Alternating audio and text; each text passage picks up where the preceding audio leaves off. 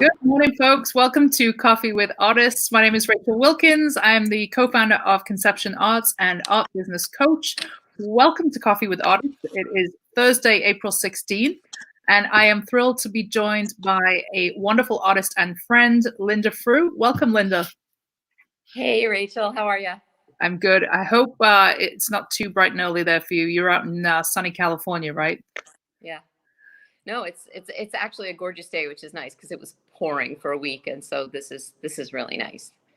So let's talk about that a little. You had a little bit of an unfortunate experience this week with your studio due to the unusual rain that's been happening out there. Tell us. Yeah, it was super unusual. It rained for about 5 days in a row, day and night, like pouring. I mean, totally biblical and just ridiculous. And my studio is in a complex with a bunch of other studios, and it's in kind of a low spot, and everything flooded just disastrously, like 8 inches plus inside. And I mean, really just destroyed most of the studios, and the building has to be remediated now. And people who had artwork or materials on the floor, because there are a lot of different, media there. Like there's a dress designer, there's a photographer, a bunch of people. There's an art school, and then there's me, and I store a lot of my artwork, on end on the floor, even though a lot of it's in boxes. I mean, then the boxes got soaked, so had to, get it all out of the boxes and find someplace else to store it. And now we're sort of in the dry out and mold remediation phases. So it's not clear what's going to happen, but that was awful. I mean, that's like my sacred space. So, Yep. Yeah. It's so upsetting. I mean, I think about back in Hurricane Sandy, we had some artists that we worked with, and their entire studio was just completely destroyed. It was out on Long Island, and the images of them walking into that studio and their artwork just completely drenched. It's devastating. You put your heart and soul into that space, right? I mean, I've been to your studio. It's gorgeous. It's like an artist's dream studio. And to see you and your son sweeping that out the other day was really quite sad. Yeah, it was just like literally like tides of water that we were trying to sweep out. And then fortunately, encaustic is water resistant, and so any water that touched the surface wasn't so bad. But everything's on wood frames and wood panels, and so for pieces that were on the floor, the lower 4 to 6 inches got wet, and now I've like turned them all over and put them someplace dry, and they're drying out, but we have to see if the wood warped and any wax will pop off. But frankly, I was lucky. I mean, it could have been worse. I think I could have lost a lot more artwork. I didn't. And wow, man, it's just a mess. So well, I hate to start off with the negative, but we have to go talk about your your challenges this week. And just on that note, with what we're dealing with right now with this pandemic, how have you been navigating this new normal? Well, I know I'm not the first to say this to you, but in some ways it wasn't a lot different because I'm alone so much of the time, right? And I'm really lucky that I have a separate studio to go to, like out of my house in a different building. So that was in some ways, it really didn't feel a lot different. I'd still go to work. But my children are home, which is wonderful. I had one freshman in college who had to come home. And then another senior in high school whose, graduation is canceled and all that stuff. So secretly, my husband and I are thrilled because we love having our boys at home. And because we live in a warm climate, we can get away from each other. You can walk outside and go in the backyard. So I really, for my friends who live in New York, I just can't imagine what it must be like to be quarantined inside in a smaller space, and where you can't even go outside because there are people right there right away. Here, there aren't people right there. It's a little more spread out, Southern California, and not in a city. So I have to say that part has been no problem and even has some positives. But the hard part for me has been that all my shows were canceled. I was starting to get a lot of momentum and had a couple of successes in the fall that were really, I was really having momentum. And I had several shows set up, a solo show here in La Jolla. I was going to do another Saatchi art fair in Los Angeles in April. It would have just been last week. And then I had a couple of other things, like I have a gallery that was going to be bringing my work to a number of shows. And all of that is canceled. And I'm so goal oriented and like deadline driven that, it's kind of sapped my motivation a little bit. And, um, like, well, if I don't go in today, it's not such a big deal. So that was happening for a little while. I'm kind of coming out of that now. I think a lot of people are just it's such a unconventional thing to deal with that we don't really know how to respond to it. Yeah. I hear so many people say, well, just, use the time to get creative and spend time creating. And I think even that's kind of a little bit of a struggle for me, at least. I'm Mhm. finding, because it feels kind of forced, right? It's like, well, you've got this time now, get in the studio and do your best work. And it's like, I don't really know how I'm feeling. And, I think from me personally, art is an emotional expression for me. And Absolutely. I'm not feeling like I'm in that space. It's limited right now. But what in terms of, you mentioned momentum, and you certainly had a heck of a year last year where opportunities were coming up. What do you do now with that energy? Are you going to pivot and look at something else, or are you going to wait it out? What do you think next?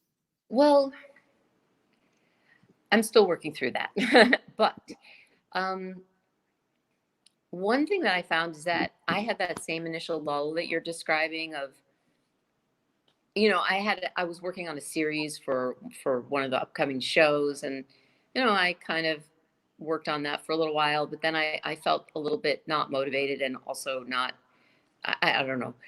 Um, I wasn't sure I had ideas, but interestingly, uh, in this quiet period, new ideas have come up. And since it is so emotionally driven, as you say, there it is. There's a lot of emotion going on right now. And so I'm finding, I've just seen some really weird things happening. So as I've gone back in and as I started to work on new pieces or rework old pieces, because it's a great time to take old pieces that stink and, like Yep. just mess with them. Um, I'm just noticing some differences in the style, in the mood, and so it's interesting for me. I'm actually gonna go with that, and probably hopefully end up with another new series that is kind of ends up being a bit of a diary of how I've been feeling during this period. And interestingly, it's not a depressing diary. It's not like lonely and hopeless. It's actually, I don't know, it's interesting. Brighter colors, a bit more optimistic. Um, but also, I've started incorporating silhouettes, like human figures, which I used to love life drawing, and I've always loved life drawing, and it's the only kind of figurative work that I enjoy at all. Um, and so and you can express so much with a silhouette, with a posture. And so, kind of in keeping with my overall general sort of minimalist abstract approach, um, I've decided I'm working a little bit with silhouettes, and not solid like opaque silhouettes, but rather just kind of suggestions of a form. And I like it a lot. It's very expressive. So I don't know. Um, I'm just kind of following it where it goes. And then, of course, when I'm not motivated, when I don't have like the creative impulse, there's a heck of a lot of cleanup I need to do in that studio. It's a freaking mess. So, um, Well, let's talk about that, because your medium, for anybody who's not familiar with Linda's work, is it's very unique in terms of the materials that you use. So Linda works in encaustic. So if you can just explain that to somebody who might have no idea what that is, that would be yeah. awesome. Sure. So encaustic is a combination of beeswax, natural beeswax, and damar resin, which is a natural tree resin. And it's in roughly an 80-20 ratio. The damar raises the melting point and the toughness of the wax and kind of takes away the stickiness. So it's a kind of combination between painting and sculpting. You can work with it in 3D. I work with it on flat surfaces, on wood panels, but I still approach it from a kind of a sculptural point of view. And my my goal, like my thing, is to try to make like really seductive surfaces that you want to touch. That's my thing, is you want to touch it. And so yeah, so that's what I'm working on. So the first thing we did when we went into the flooded studio was, with rubber gloves on, like find all the plugs, because there's a lot of Wow. electric tools and things that are involved, and I just make sure everything was unplugged, and so there wasn't, nobody got electrocuted and all that. And it can be pretty hazardous, right? Pretty. Hazardous. It can be pretty dangerous. The heat element. I guess. I use a torch. About it before, about that you like to play with fire. I do like to play with fire. You know that about me. I use a torch, an open flame torch, and when I fuse, because every time you add a new layer, you need to fuse it, and I love that aspect of it. And I've really tried. I mean, there are times and there are techniques where an electric heat gun is more appropriate, but I don't enjoy it nearly as much. And so, there are little fires everywhere. Isn't that the name of some like series or something? Show. I just watched it on Hulu, and it features artists as well. So. Oh, okay. Yeah. Well, there are little fires everywhere. So I do occasionally, like, because I work with fabric, sometimes using it either as a kind of a resist or stencil, or incorporating it, and also paper. Like if you use parchment paper, the wax won't stick to it, so I'll underlay the piece I'm working on with parchment. And once in a while, if the flame drifts, I get a little fire. Have you had any injuries as a result of these materials?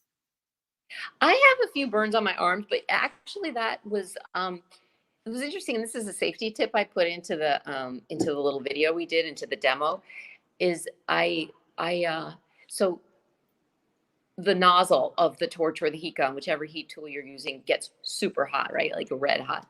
And the torch, which I don't have with me, sorry, it's a canister and then a nozzle on top. And so it's this hot thing like sticking out there in space.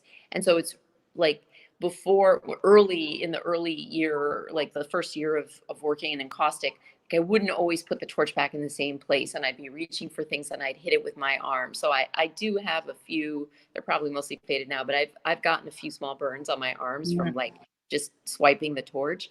Now I'm really disciplined. It's just become a habit. I always put it down in the same place, and it hasn't happened lately. I was thinking about some of the, I've heard of people having injuries because of their art or all kinds of problems. I mean, you've mentioned back injuries or struggles probably from lifting these big, heavy panels. I was thinking back to when I first was creating in New York, and I had this tiny, tiny little, wasn't my apartment. I was renting a room in a tiny apartment in Greenwich Village, and it was a railway apartment. So basically that meant I had to walk through my roommate's bedroom to get to my bedroom.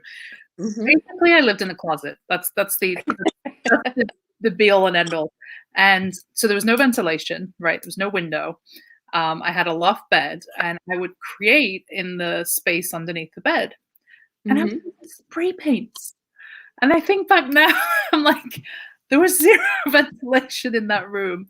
I was painting with spray paints and glosses and gels and all these like really not great materials. And I'm like, my God, like now, I was in my mid-20s. Should have known better. But I think, the things that I've done for my artwork, logic just left the building. But it's that passion and drive. It's sometimes when you have that idea, it's like it has to be acted on immediately. Oh yeah.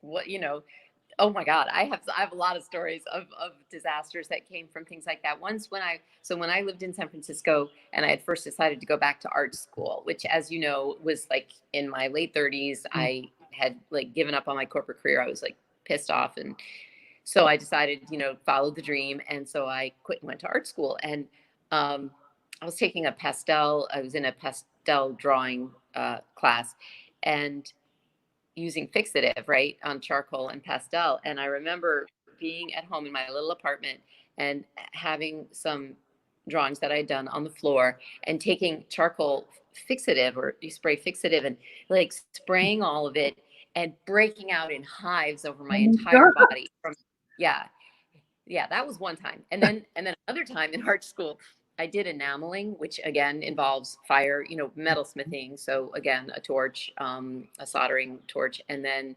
I did enameling, and I was making these enamel beads. And so they were like tubes of copper that I would then coat in enamel, and you have to essentially fuse them, but at like 1500 degrees Fahrenheit, right? You're holding it over an open flame and it's getting red hot. Oh, geez, you're not even going to believe. You wouldn't even believe it. But I ended up like, I was holding it on this long like metal spike thing, because you're holding it over the flame, and I was, using another tool to move it, and I just basically impaled my finger Oh with my this gosh. red hot metal spike, and it went through one side, like it didn't hit the bone, but it like went through one side of the pad and came out the other. Oh, Yeah. So oh, the teacher ended up like driving me to the emergency room, and they were like, "Oh, you just touched your finger in two places with with a hot tool, like a fork." And I'm like, "No, you don't understand. There's a channel in there. Like it went all the way oh through." my gosh. I mean, I've hit my fingers with hammers so many times. They actually would. I was considered accident prone in Not school. in art school. I was, which I was so offended by at the time, and now I just accept it. It's the truth.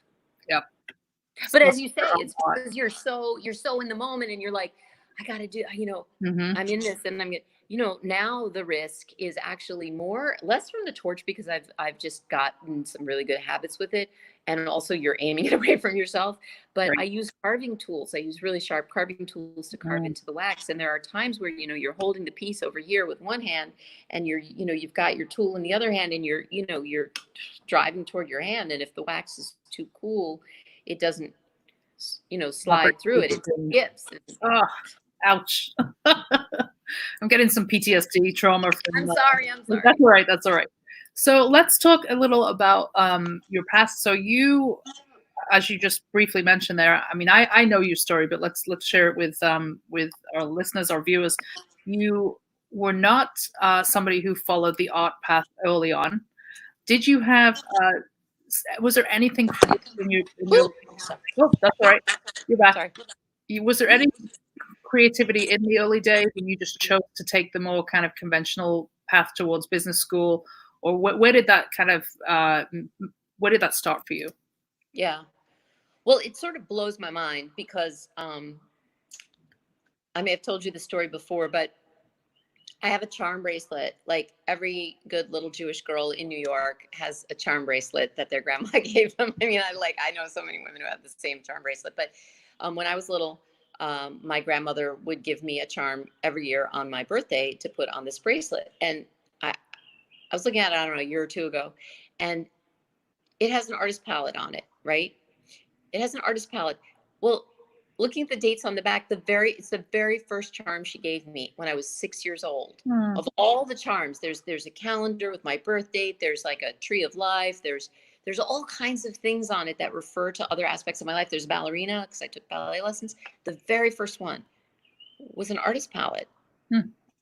So it was there, Hmm. and I loved it, but fought it my whole life. Like it just was not a plausible life path for me. I wanted to be financially independent, and I wanted to succeed, and it just wasn't there it wasn't encouraged as a life path, but it just, I don't know, I didn't embrace it. I almost fought it. And so in college, I mean, I studied physics in college, but I also took art classes on the side. And then when I graduated and I went to work, I took art classes on the side. And the first time I quit my job in, Jesus, 1982, it was like, I'm going to go to art school. And I started taking some art classes, but then I got a really great offer to come back to work. And so I went back, and it went on and on and on like this for decades. Mm-hmm. And finally, after getting my MBA, it was about 10 years after I'd gotten my MBA. So it was in like 1997 that I finally just said, I hate the path I'm on. And what would I do if time and money were no consideration? What would I do? I'm miserable. I hate this. Mm-hmm. And like, you don't ever expect to have a clear answer to that question, but I actually did, which was surprising. And that was just like, I'd go to art school. I'd go to art school. Like, how presumptuous, that I could go to art school. Like, definitely. But I started looking, and I looked at catalogs, and I ended up applying. And it turned out, because I had been doing art for so many years, taking classes, and I had clay sculptures, and I had pastel drawings, charcoal drawings, other things, that I had all the materials I needed for a portfolio. Mm. It blew my mind. So I applied to California College of the Arts in Oakland, California, and ended up going there for a couple of years to study sculpture. And that's when I really got into fire and hammering and like really physical artwork. Like, I really like the physical process. I've never taken a painting class ever, and I do not consider myself a painter at all. A lot of people refer to encaustic as encaustic painting, but I don't think of it that way. It's encaustic, it's sculpting. It's a very sculptural material. So I'm sculpting on a flat surface. Sometimes I sculpt in 3 dimensions with it, but I'm always approaching it from that perspective. Anyway, that was my path. It was long and circuitous. So you mentioned going to get your MBA, going to business school. What was that trajectory? What did it look like? What kind of industry were you working in? I went to Wall Street. Wow. Yeah, it was super ego driven and very, at that time, external affirmation was super, super important to me, plus money, because I really wanted to be independent and secure.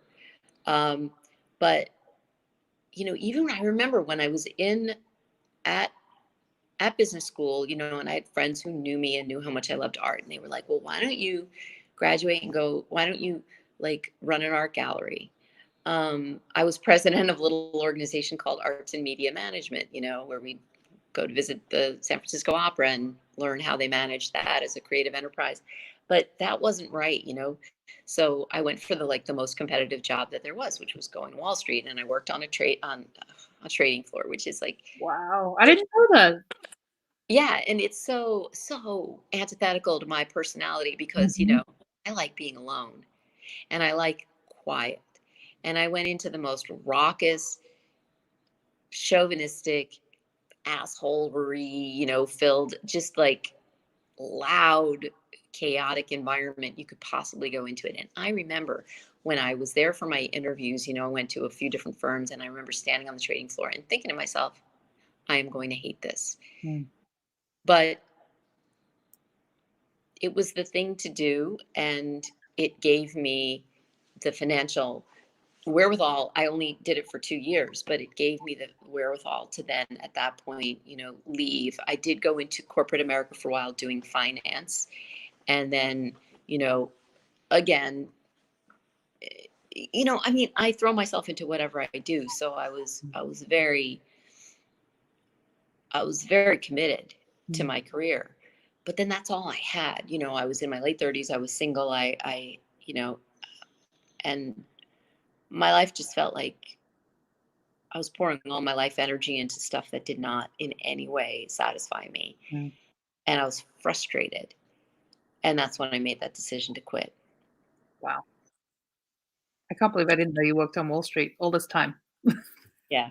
Can you see it? I don't. I see the time. No, well, because you're so level, you're so chill, and I kind of had a little bit of a different experience of Wall Street because I was bartending when I first moved to New York. I was actually bartending on Warren Street, right down in the heart of the Central District, and I would get you mentioned the chauvinist environment. I would get them after hours, so I would be working the bar, and then all the Wall Street guys would come in, and it was a handful.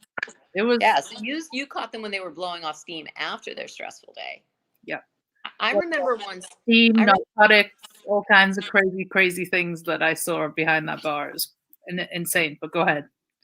well, I just remember once. So the way a trading floor is set up is it's a bunch of desks out in a big open space, right? A big open pit, and with it's like a city layout, right? Like a city plan. And I remember once like going to get coffee or go to I don't know, whatever, and I was coming back, and of course at that time this was the late '80s. It was you know predominantly male.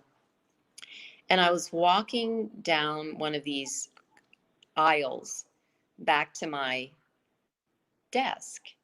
And, this guy was sitting in the classic, like, man spread pose with his suit on, and his tie, like,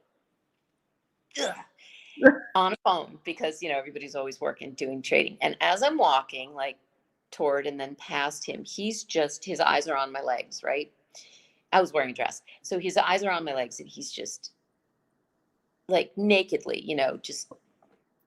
And so as I approached him, I said, stop looking at my legs. And I kept walking.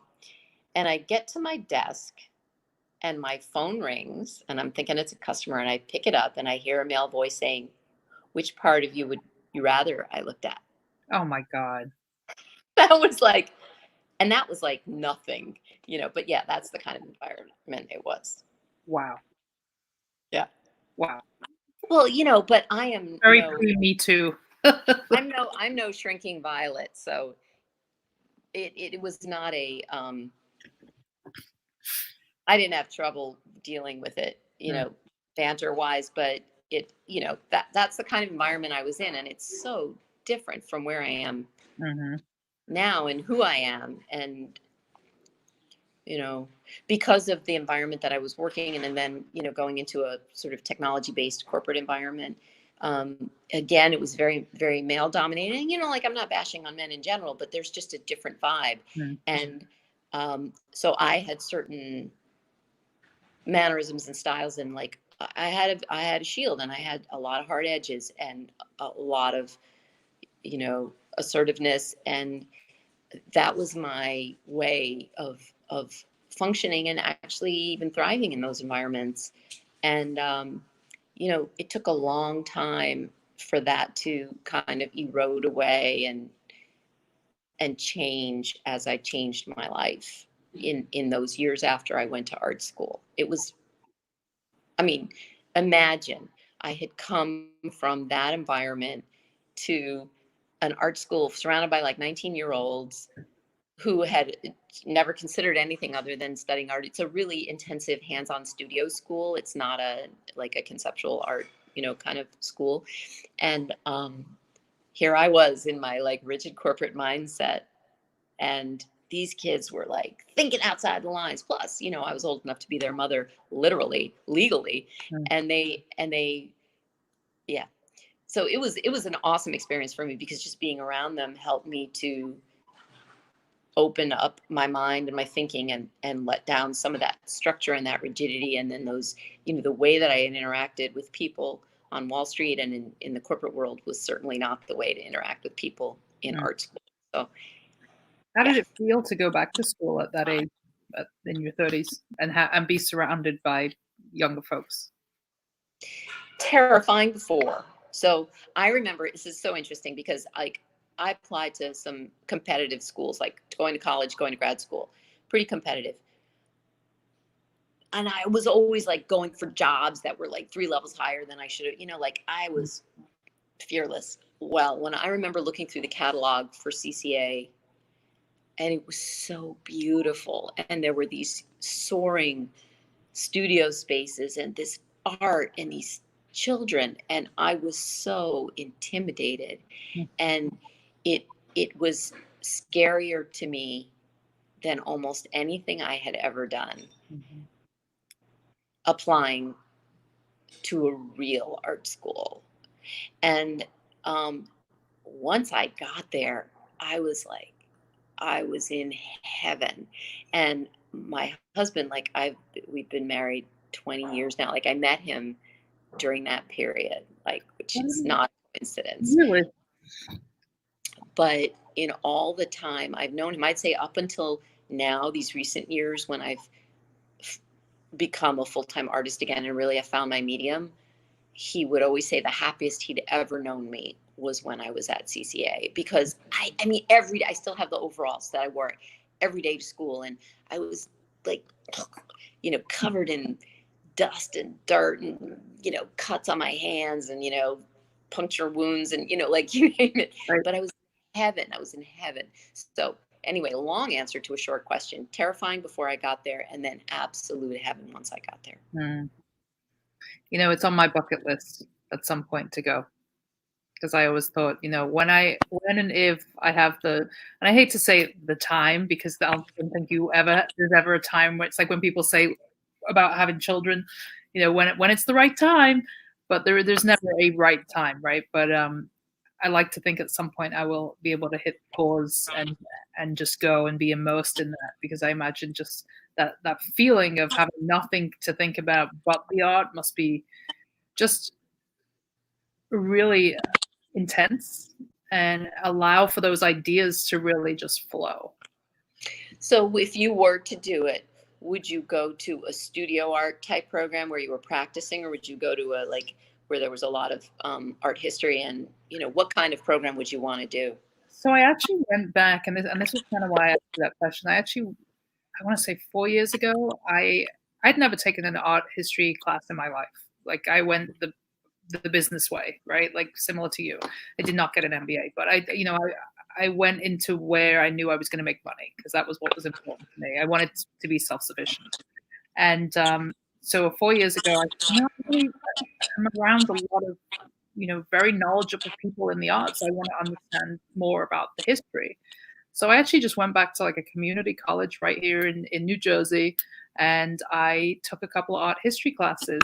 And I remember that day, going into the class, and it was like you said, it was all 19-year-olds, and I'm feeling like this buddy-duddy old woman. I was like 35, it's not that big of a deal, but once I actually got rid of that ego crap and was like, you know what, no one cares, no one's looking at me like, no one gives a crap, really, seriously. Yeah. I had a phenomenal professor, and I just absolutely loved every minute of it. Mm. Fortunately, I was doing it right around the time when we were doing our first Art Basel. Mm-hmm. And so I had all these assignments due, and I remember being at Art Basel, and I was building walls, literally building walls with Jen, putting up the booths. And then I was like in a corner, like writing my essays. I'm like, okay, this probably wasn't the smartest time to do it, but it was so satisfying. It was satisfying to just absorb that knowledge. And I think if I do go back and do it at any point, I would probably want to do a little bit of a combination of both. Uh-huh. Yeah, I informally, like, I never took any classes in it, but I guess you'd say informally I've studied art history. I mean, I know I've always loved museums. I know what I'm attracted to, so then I start to learn about those artists and those techniques, and you just learn a lot over time, and then it puts things in context. And I one of my sons actually is showing a great interest in art and design, which I never expected. I mean, having sort of denied it in myself for so long, and then my background was in science, my husband's background in science. Like, I just assumed, they're going to go into science. And then when it wasn't that, it was going to be something else. Mm. And he is interested. So he was taking AP art history when, the schools shut down for the coronavirus. And I was just like, he'd come home and be like, "What'd you learn about today?" "Oh, we're still in Sumeria," But I just, yeah. It's impressive. Do it. I know. Do it.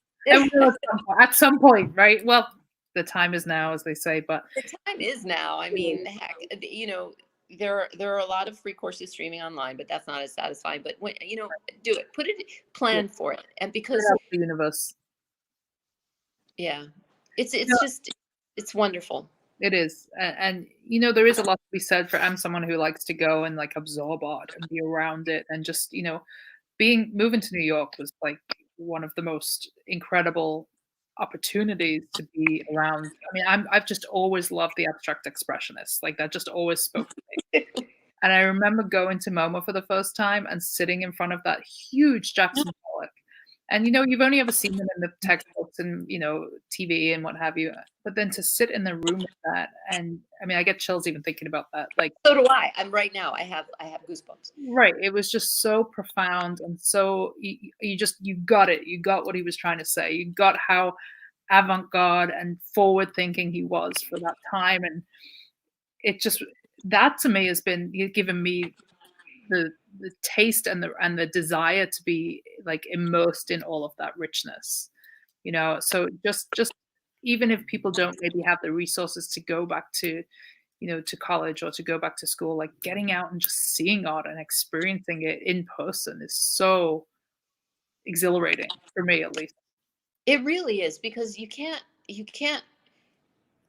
I wrote a paper on this in college, actually.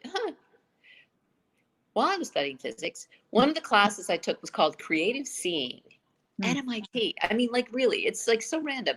But I had to write a paper. I wrote a paper on the difference between seeing a piece of art in person and seeing a reproduction. And it's become incredibly relevant to me now, in particular, because the surface of, I'm looking at one of my pieces hanging over there, and that's why. The surface of encaustic is so important. You know, it's translucent, it's glossy, it's textured, and it has a life because of the way it captures and reflects light, and because it's not flat. And so to photograph it like without glare, you have to light it in a certain way because the surface is shiny, that sort of flattens the texture out. And so really you can't get a sense of the texture unless you photograph it on an angle, but then you don't get a sense of the composition. So it's extremely challenging for me to get like a real expression of, to really convey what an encaustic piece is like. And in photography. And so I agree with you that going and seeing it in person, I mean, the way I got interested in encaustic in the first place is that while I was at art school, this encaustic artist, Mark Perlman, who's up in Northern California teaching, and he's in museums. I mean, he's brilliant. He came and gave a lecture and showed us a piece of his work, and I was blown away by it. And I look at his website now, and I look at the pieces, and I'm like, I wouldn't give him a second thought. And that's how powerful the difference is of seeing them in person and seeing them online or in a book. Now, having said that, I think there's also great value in books. So, for example, I have a book about Picasso and the old masters, and it goes through, you know, how he kind of, you know, did his take on old masters, because, you know, we all refer to other work. Like I refer to Franz Klein and Mark Rothko, you know, those are my big, and Robert Motherwell, those are my big, you know, abstract expressionist inspirations. But reading these books, so anyway, to take it in the logical chain, you go to a museum, you see some original art, it moves you, you might get a book to read about that artist. You might then, you know, rather than just reading a biography, you might, you know, get some interesting angle on it, like their collaborations with another artist, or their, I have another book called Artists in Exile, which is about artists who fled Russia and then who fled Nazi Germany. And, you know, so you can follow that thread without going to school and learn so much. And it just then enriches your whole experience then of looking at a piece of art. Right. No, I totally agree. Well, what do you think is going to happen now that we're presented with this kind of new normal where we may not be able to be in these large, you know, crowds where something like institutions, we might not be able to even access them. What do you think is going to be the new normal, and how do you hope that people experience your own work, given that it is something that you really have to be up close and experience the texture and things like that? Well, it's a problem, right? It's a challenge. I think we're all trying to figure that out. But I have a couple of thoughts for myself. One is, eventually it's going to come back. Eventually, the Spanish flu, the bubonic plague. I mean, eventually they passed, hopefully in our lifetime, So 2 years from now, I think we're going to be back to normal. Yeah. What do we do in intervening time? I need to learn. I need to figure out how to convey what my artwork looks like online. And the gallery that I work with, she's helped because when she asks me for photographs of my work, she won't even post it unless I have multiple angle views and the edges and the back but particularly these side views where you can really see the surface and see the light bouncing off it and see the texture. So I am slowly going back and on my website and also on my Instagram feed, incorporating more of those other views, so that if you look at all 4 or 5 photos for one piece, you start to get a feel for it. And that has so that's something that I'm just going to need to do during this period when people can't come see in person. And then what I'm hoping for is that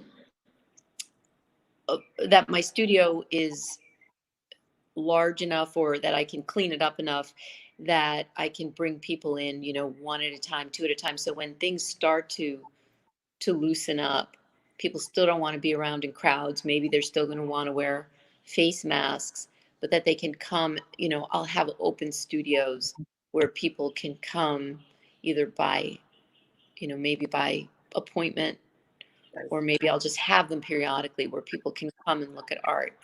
And I think actually that may be an opportunity for artists, because you would have the opportunity to give people an art experience on a small scale. They don't have to risk going to a museum or going to an art fair where there's a big crowd. So it's also a little more intimate. Gives that personal connection. I think what we're going to see as well, and is just a surge of advancements in technology that maybe were not supposed to happen so quickly, but that will be pushed up. I saw some information about Instagram this morning, and they usually wait till, I guess, the end of each quarter to bring out any updates or new features, and they've, I guess, condensed a lot of things and a lot of updates to release them now, because so many people are looking towards the social media platforms, the live streaming, the group conversations. So I think we're going to see a lot more of that, and just the ability to be able to video ourselves now. Like, I mean, I've shared some tools with you that where you can make your own little, almost like commercials now. So we have a lot more resources at our fingertips than obviously people did in the past. So I think we will see a lot more of that. So. Yeah, I agree with you. Video in particular is great, because sometimes instead of just taking still photos from the side, I'll just walk in an arc around a piece and video it, and you get a really good feel for what it's like. And then when I put those on my Instagram feed, they get a lot of interaction. So that's a great one. And I know a lot of people use tools to insert their art into physical environments, in terms if you don't have a space where your art looks good hanging, there are apps where you can insert your art into a room and really make a really very nice vignette. So but I'm sure as you say, there are more sophisticated things. I want holograms. I want holograms of my art, so you can be like, ooh, that looks so cool. We're not quite there yet, but it's soon. No. So for anyone who's just joining us, we are obviously live right now, Coffee with Artists. I'm joined by the wonderful Linda Frueh. Linda is an encaustic artist. We've been chatting up a storm. Linda worked on Wall Street for 2 years. She comes from a business, finance background, and works with fire. So what's more exciting than that? Went to art school later in life. We've been talking all about that. So if anyone does have any questions for Linda, do chime in the comments. We will certainly get to you towards the end of the session. So has there been, I think we talk often about artists needing that emotional experience in order to create, right? Have there been any challenges or events in your life that have inspired works that you would want to share on, or anything that you have maybe either a negative or a positive, whatever that may be, that has that you've been able to channel into particular pieces of work, and how has that looked for you in terms of progression in your style? Well, it's interesting.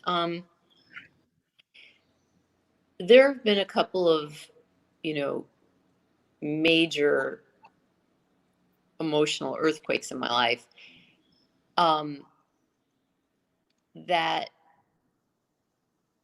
I have, for a period of time, purged or whatever, worked through a little bit through artwork. Mm. But I feel I just refuse to be defined by by those difficult moments. So, like, I'll give you one example. I I had I had an extremely difficult relationship with my mother, and you know, over many decades, like very difficult. And um, there was a period of time, like 5 years ago or so, where it was just, or maybe six, where it was just so bad, and something had happened, and I was trying to reach her, and I discovered that she had blocked my phone number. And we hadn't, this wasn't just like a whim, we hadn't talked. We would go long periods, like a year or two, without talking. So but to try to reach out to her and actually have my number blocked, and like, I was crushed. And I made a little sculpture called Elegy to the Brokenhearted.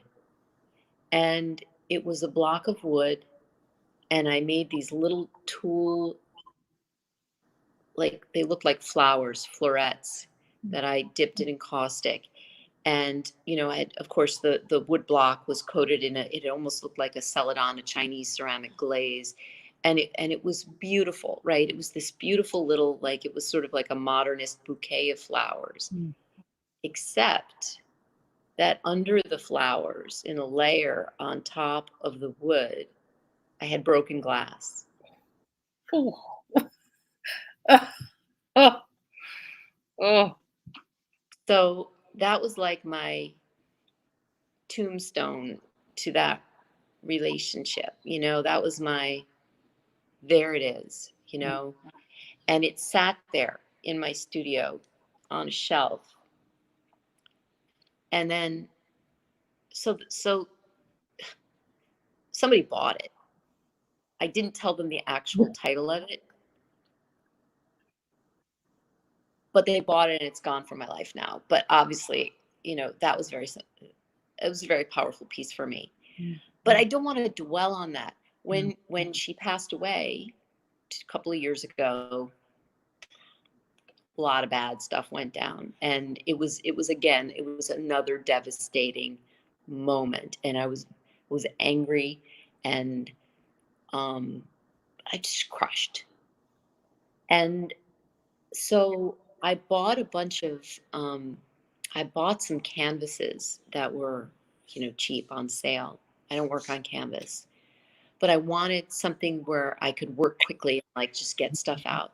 And I started doing some charcoal drawings on newsprint and paper, and then did a few pieces on canvas that were mostly charcoal, and they were almost like self-portraits. They were women. On some there were like body parts just floating, but it was all in charcoal, so it was all black and white, but it was, slash marks, separating a hand from an arm, and head from a body, and like, angry, and a lot of like, sad, like, just express self, literal self expression of the feelings I was having. And once again, I put those aside. I was like, you know what? That's not who I am. That's not what I want my artwork to be. The best pieces I've done, the most beautiful pieces I've done, the pieces that people responded to the most, they've always used the words like uplifting, hopeful, tranquil, serene, meditative, words that I was like, really? Like me? You Mm. know, and that's what I want. I don't want to be defined or known by my misery. You know what I'm saying? And no disrespect to people whose painful emotions have defined and infused their work. But for me, that has not been the work. That's not what I want to keep around me. That's not what I want to put in people's homes. That's not, I don't want them, I don't want to evoke those dark feelings. I want to evoke feelings of beauty and optimism. I don't know. It's so cheesy, but It's not. And I 100% relate. And I think sometimes what's amusing as the artist is when you've put something as intense and emotional and almost spiritual into a piece, and it's been a dark time, and then you put that out to the world and somebody sees light. Like, that's pretty. what is that? Like, that's amazing. That shows that, you've been able to take something so dark and turn it into something beautiful. Well, I think what it shows also is that the art is not about me. The art is about you. Art is about the person looking at it. It is not about what was going on in my mind or my heart when I was making it. That's what starts the story, you know? I have a story to tell, but the end of the story, actually the whole story is what you see in it. Mm. And that is just that I feel very strongly about that one. So when people who have a little difficulty with abstract art and they're like, well, I don't really understand it, or what's that about, or what's it called? What were you thinking when you did it? I always ask them, well, how does it make you feel? Like, if you wouldn't mind, please tell me your response to it first, Mhm. and I'm happy to tell you. And it's always, like nowhere. Yeah. I mean, it's a fun game almost. I mean, I remember at a Conception's art show, there was one particular piece that felt so obvious to me, like what it was. It was a starry night sky, and I called it 10,000 stars or Night of 1,000 stars. And to me, it was just so clear what it was, like, duh. And people would come up and people responded to it very, very strongly. And they would ask me what it was called, and I posed that question, and I got back such an incredible range. Like, it's a tornado, it's a mushroom cloud, it's a Christian allegory, and that's Jesus out there, and this is like, whoa, man. Wow. Like, it's the tree of life. Like, it's a night sky and those are stars, like, but then I wouldn't even tell them, or maybe I would. But so to me, like, it's all about, once it leaves my hands, once it leaves my studio, it is not about me Mm. anymore. It's about the people, the person who owns it or who looks at it and how they feel when they look at it, and that's all that matters. That's awesome. Yeah, I remember painting and, weirdly having a lot of success around a time that was really dark in my life. And Mm. I was putting a lot of that darkness into the work, even very literally, like the colors. Like, it was very dark. I was using a lot of black and a lot of red, like, and just being kind of confused as to why these pieces were like doing so well, because there was just such, I guess, heartache like pouring into these pieces. And then I remember when that my circumstances changed and I turned an emotional corner, completely abandoning the colors, not wanting anything to do with those particular colors. Like, I've never really touched them since. And moving in, literally, like, you put the two together, it was a real juxtaposition. It was like dark, light. And I remember thinking, I'm never going to be able to have any success because I'm happy. Like, I'm content now. Like, I've moved past that darkness. And, I think that have, have historically, you have you found that to be true? I think I was like, it was like a self-fulfilling prophecy in the early days because I was like, it's not going to work. No one's going to buy it. No one's going to buy it. And I told myself that. Um, and then ultimately, no, no. It was, I think I made better work. I made more thoughtful work. It was less impulsive. Like during that time, I would make work through the night, and it was very dramatic, and there was a lot of alcohol involved, and it was more of a it was more reactive. Whereas I think what came afterwards was from a much more peaceful place and a more soulful place. It just took me a while to be okay with that adjustment. That I didn't have to be the frenzied, crazy creator that I could be, soulful. I could be serene. I could approach this with love and with integrity and with authenticity. No. Yeah, I mean, it's sort of very Basquiat, it sounds like, in that period. And then, you can go elsewhere.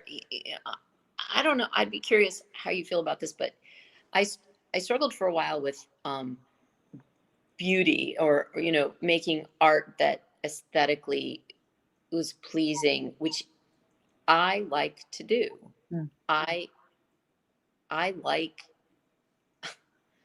I'm attracted by like stone. Stone is a big source of inspiration for me and just a source of like lust in life, like the way it feels, the way it looks, the patterns, the subtle colors. So a lot of my work has like the mood of stone surfaces. And I mean, I have this debate with other other people I know, a few artists that I know of who are like, I'm going to be a fine artist, a real artist, and I want my work to be like recognized. And this is not me speaking; this is them, recognized by the formal art community, and um, and making pretty art. It's not about making pretty art. It's about, and I don't even know what that freaking means. Like, well, what else? What like? I find some of your art pretty. Yes, I know it's expressive and emotional, but it's also a visually appealing. Mhm. And so I have struggled sometimes. I don't anymore because it is what it is. Like that's one thing I've learned. It's like let it flow. You got to do who you are, and the people who are looking for that will respond to it, and the people who don't are not your collectors. And that was the beauty of like this Saatchi, the other art fair that I did last fall. That was such a big deal for me because I brought a set of pieces with me that had a lot of a particular color that I like to work with a lot, which is kind of like an apricot pink pale, just this yummy, yummy tone that I use a lot. And a lot of the pieces had that in it. And, I remember asking a friend, well, what do you think about this grouping?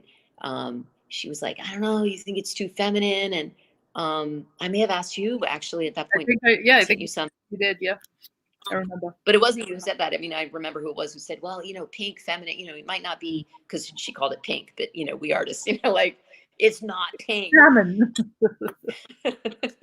Oh, I have a funny story to tell on that one too, on colors. But anyway, I took those pieces with me because I felt they were my most beautiful and most I loved those pieces the most. I thought they were my best work, and people bought them, men and women. And so they were not feminine because they had this tone in them. They were what they were. But for me, it was like the affirmation that doing authentic work and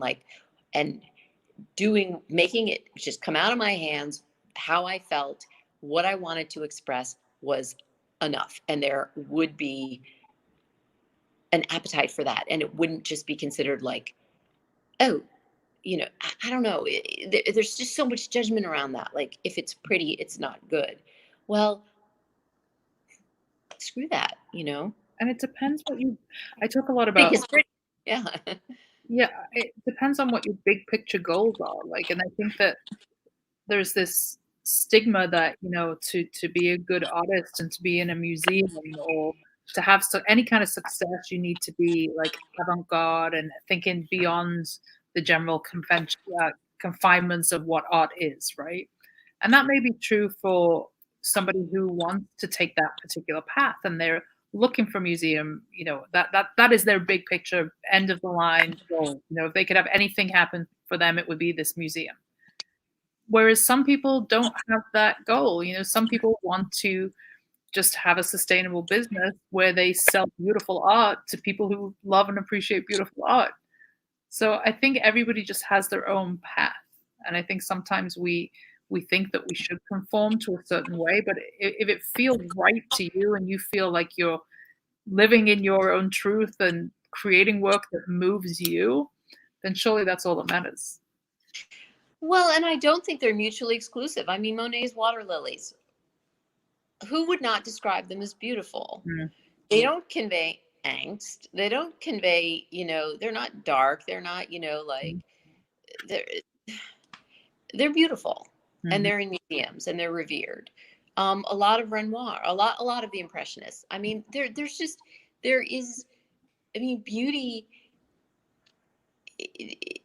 is, to me, it just seems like it's an insult in art today. And I don't agree. I mean, a lot depends on what you mean by beauty. I mean, there are people, I wish I could, if I could bring the piece closer and show you, but the surface is so seductive. It's so like luscious, and the subtle colors. I mean, it's not pretty in the way that sunflowers in a still life, there are different definitions of pretty. It's not the cloud, the sad cloud, it's not, those big, I remember those that were big in the 70s or 80s. But when I had this moment of thinking, all right, I need a hook. I need to be, like you said, there needs to be something avant-garde. There needs to be, what's my hook so that I'll stand out? I toyed with, the whole theme of being disinherited, the whole theme of that horrible relationship with my parent. And I did one newspaper profile interview where I talked about it. And it just did not sit right with me. It's like, that is not who I am. That is not not how I want to be defined or how I define myself. Yeah, that's a shitty thing that happened. And I'm, that happened and that's part of me. But that is not going to define me. Mm-hmm. And I am not going to use that just as a hook, because that doesn't even feel authentic to me, because it's not how I feel, right? I pigeonhole your work as well. I'm sorry? You could pigeonhole your own work by doing that as well. Well, absolutely. Although, you could take it through a whole arc of, hope and then despair and then rage and then hope again. And, but it would be forced, right? And it would be intellectual and it would be from the head. And what I do now is I always start with a mood, and the technical aspects of what I do, of working with encaustic and the different techniques that I've learned, are all just means to an end. I remember Rudolf Nureyev once said that only when you have perfect control of your body can you express yourself completely. That was, as a dancer. And I feel that way about the technical aspects, the techniques of the medium that I work in, is that I need to learn its limits and all the things I can do with it and push it and stretch it in different ways, because then I'll have so many different variables with which I can express myself. And so it always starts with, what do I want to express? What's the mood I want to capture? And then I go from there with color. Choice of color is usually next. And then techniques, composition, things like that. So in my early artwork in encaustic, because I worked in, other media before, so this is just talking about the encaustic, it was very intellectual and very head driven, and had a lot of lines, this was very geometric. And I don't know, it was just very head driven. And over time, I've kind of moved it down and moved it down. And now it's like it starts here, and I collect when I'm out in the world, I collect um, colors and patterns and things, impressions of things that I then might want to bring back and try to use to express whatever that mood is, whatever that feeling is when I get started on a new piece. And that must feel much more satisfying when you complete it. It is, because you know what? If nobody buys my art, it's going to hang on my walls, and I won't like it. So, Yeah, if I don't um, like a piece on my own wall, it's not going anywhere. I do that. I put it up, like, I work at night a lot, but, putting it up and then going to bed, I wanna know exactly how I feel the first second that my eyes hit it the next mhm. morning, 'cause that I feel is, like, the truth, right? If I'm around it too frequently, I can't get an objective look at it. Yes, yes, and also, does it continue to interest you over time? I mean, that's the other thing, is that beautiful or pretty or uplifting, it doesn't need to be boring. Mhm. And that is like the difference. Okay, let's talk seascapes, right? A gazillion people do seascapes of different sorts. Mm. There are really boring seascapes. They're static and they're, whatever. And then there are incredibly dynamic seascapes. And even if they're both of still, a still afternoon, they, so I don't know what I'm trying to say here, but it doesn't, if there's a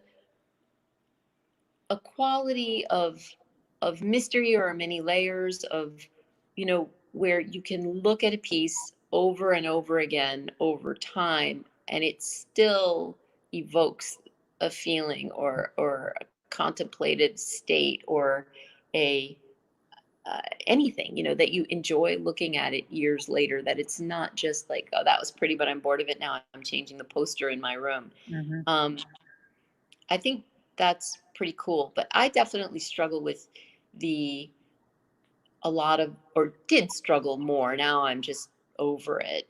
The labels of, like, what makes you a serious artist, Mm.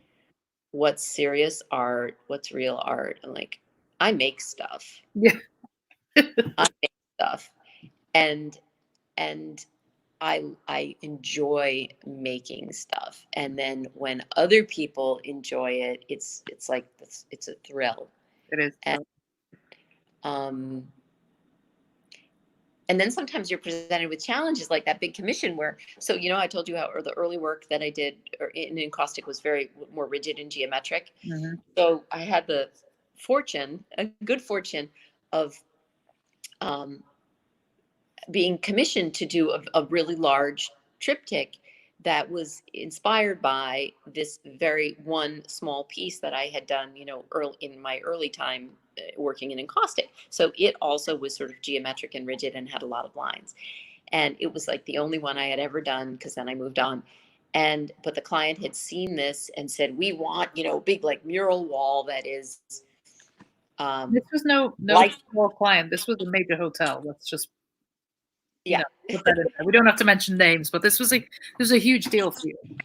Yeah, this was a huge deal, and I didn't even realize it till after, like, I was deep into it, like, who I was working for and where it was going, and like, and then COVID happened. Like, I hung it right when COVID was emerging. The panels got hung, and now nobody can go to that hotel. But that's okay. But I guess where I was going to go with this is that I I looked at that original piece and I was like, really? Like, I don't work like that anymore. That's not. I don't even know how to reproduce that on a large scale, because it's part of the effect was created with a paper, a tie rice paper that had embedded strings in it in a pattern. And I'm like, I'm now going to be working 15 feet by, 7 feet. Like, I can't use rice paper to Mhm. do that. I have to scale everything up. And even though it wasn't a composition or a style that I really work in anymore, or would have chosen if they'd given me free reign, it was a really amazing experience to have to make it my own, as I am today, not just copy, but solve the technical challenges of scaling it up. And then the aesthetic challenges of making it interesting and not just being like a crisscross across 3 panels that was really boring, because it could have been, seriously. And right up until the end, I really was not sure how it was going to play. But in the end, and once again, I know I'm rambling here, but your impressions, like what you see and what other people see, are so different. Like to me, like I called it celestial navigation. Senior moment. Celestial navigation, because and to me it was like a sky. It's all in dark blues and a little bit of white, and there's twine, and I thought of it as a sky with kind of navigational marks, and the twinkling of the surface, because it's so variegated and textured, and the light coming off it. That's what I thought of it as. So it's called celestial navigation. It's hanging in a hotel in Seaport Village in San Diego. And just before everything shut down, one of my good friends came down to look at it. She's not an artist, and she saw it so differently, and she said it's like water at night. It's the moonlight glinting off the ocean. It's though you're looking down through the rigging on a sailboat and seeing the moonlight on the water, and it's dark, and it's Wow. a little scary, but it's really powerful. And I was like, holy cow, like this is awesome. Can I record you? Like I didn't have my phone ready to catch her saying these things, but it was such a powerful emotional response, and she'd seen it so differently. And that was just, like I said, it's not about me. It's once it's gone, it's about you and what you see.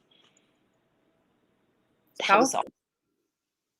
It's powerful, and it has to feel good to see, especially when you're faced with a challenge with a piece. And I think commissions can just be challenging, period. But to see that something such a larger scale than what you would usually work on, and still give people that emotional experience, must be very, very rewarding. I can never say that word. It was. I was terrified, right? That this huge piece that weighed, I think, probably like 150 pounds at the end of the day was, going to just be a colossal flop, and it'd hang up on the wall, and it would look like a amateur. That it would look amateur. It didn't. It doesn't. And I'm actually going to make a video. So all throughout the process, I was recording it, doing video clips. And if, on my Instagram feed, there are some little bits, if you go back a couple of months, some time lapse, some slow-mo, some just still photos, but all through the process, kind of documenting the process. And actually, that's something I could be doing with my time now. There you go. And I think we should try and get an image of it in the comments afterwards, so people know what we're talking about. That would be great. Oh, okay. Yeah, absolutely. So absolutely. I'm going to go to a couple of these comments here.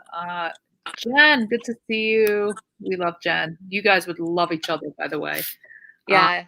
Linda, the art will always be about you, because you launch the vehicle for the consumer to take the next step in the journey and make it about them. The journey continues in our home. Guests then make it about them. Like women moms, we connect the human past to the human future. Artists give life. Thank you. Wow. I love that we connect the past to the future. I love that. So you're like a bridge. Yeah. Thank you. That was an awesome comment. And then we have a couple more from Jan here as well. This one says, Linda, your piece Hope Floats must have a story. The emotions on canvas are so powerful. We trying to remember which one Hope Floats is.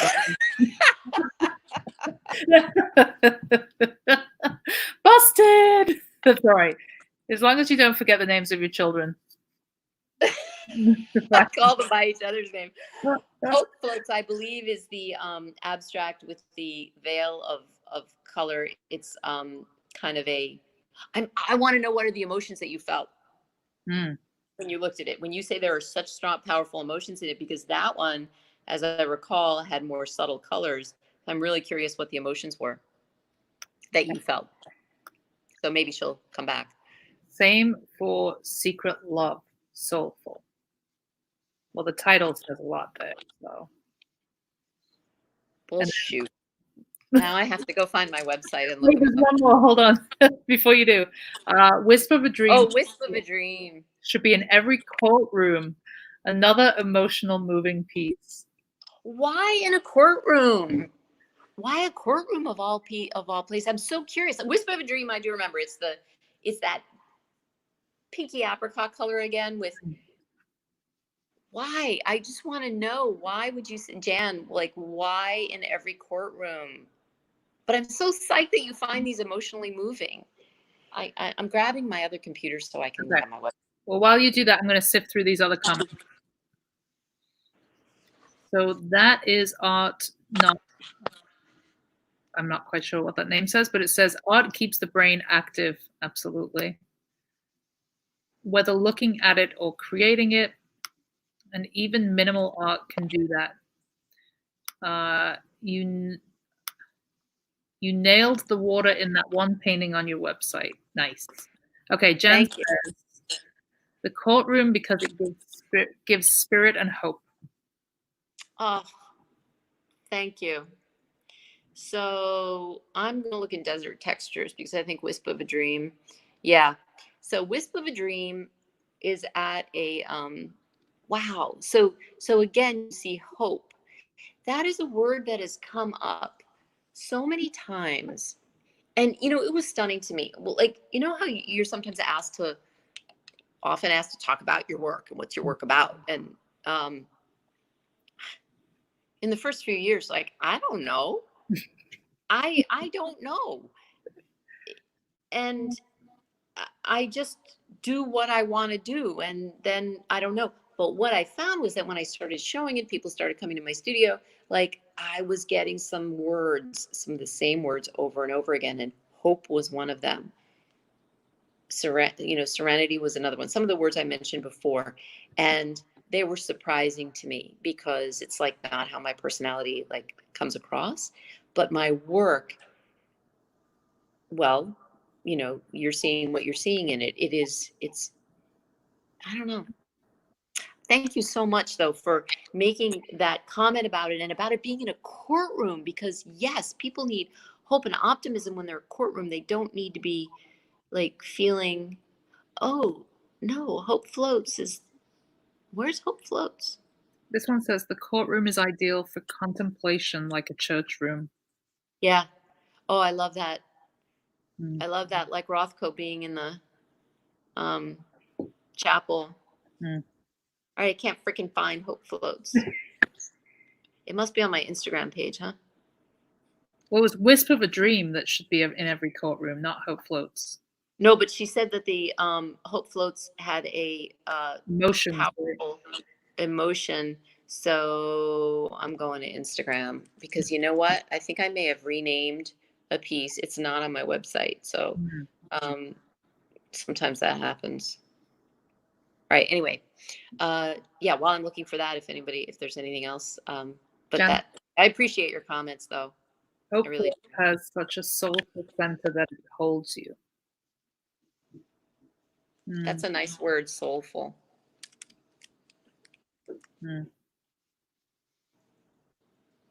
I think texture has a lot to do with that. Your work, like the layering of your work, like there's such a depth to it.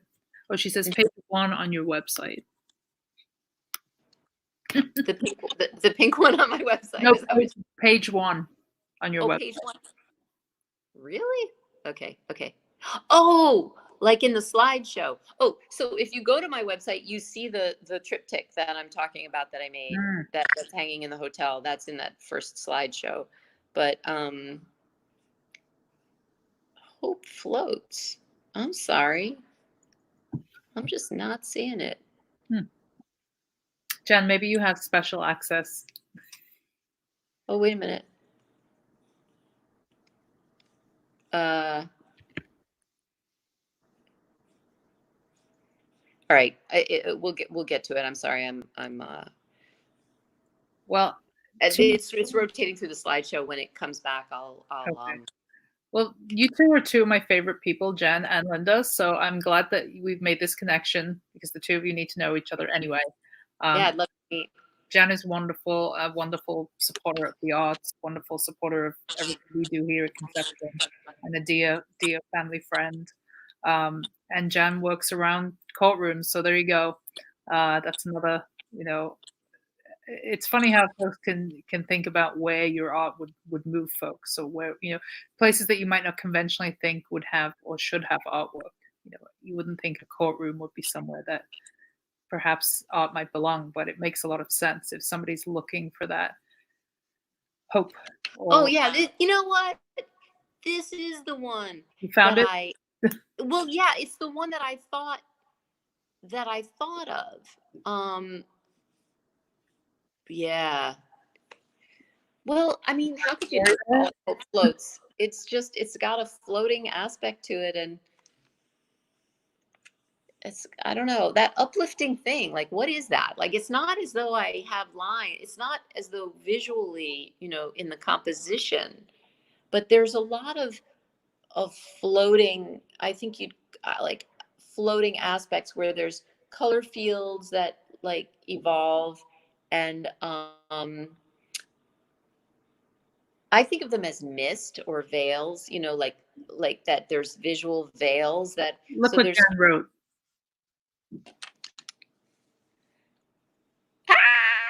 You're symbiotic. yeah. Oh no, those are the names of pieces. Glimmer Oh, in the okay. Mist. Between Glimmer and the Mist. Okay. Yeah. So there's No, a mist. yeah. Right. Yeah. In the Mist was one of my all-time favorites. And that was one that I thought that, people didn't really, people who came into my studio, like a couple of friends who saw it, they were like, yeah, whatever. It didn't really touch people very much. But I liked it. It had this super, super glossy surface, but a sort of a texture created by color variation, and then a small region of color. But it had been kind of an experimental, a couple of experimental techniques in there for me. But I liked, well, first of all, the color scheme was again that peachy pink and charcoal gray, and these are colors I love to work with. And I just, the surface was particularly luscious. So that was one piece I decided to bring to that show with me. And the young woman who bought it, I'll never forget her. I mean, she walked up to it and she just started talking about how she felt looking at it. And she said, this feels like, it's so hopeful and optimistic, and it's like, I hope how my future feels, like that's how I want my future to feel. And like just talking about how it made her feel, and I was like, take it. Like, you have to have this. Take it And she said, home. it's the first real piece of original art I've ever bought, but it Wow. was just so emotional for her. And you know but I love the idea, like what Jan said earlier, about being a bridge between the past and the future. The past being what I brought to it, and the future being what you bring to it, when you look at it. And I really like that. Mm. That's a great way of thinking about your role as an artist. I think that's a beautiful place for us to end our Coffee with Artists session. So thank you, Linda. This was wonderful. Thank you, Rachel. It's always fun. Always a good time hanging out with you and talking art. Good to do it live. And thank you for everybody who tuned in, and for those catching the replay as well. So Linda, tell everybody where they can know more about you and your artwork. I'm going to pop it right in the comments. Sure.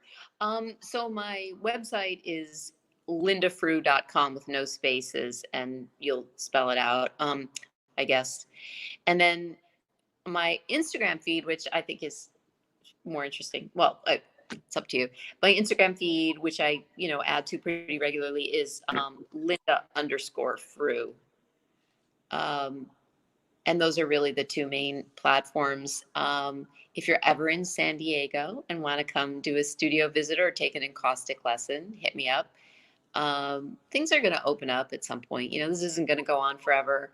We just have to make it through, and then we'll be doing what we do. So, keep me in mind if you're ever in San Diego. I love when people come and other artists come to the studio and we get to like commiserate. So open invitation. Wonderful. All right. Thank you, folks, for tuning in. We will be back again tomorrow. And thank you for joining us this week during these live sessions. And thank you, Linda. We appreciate your time. Thank you. Take care.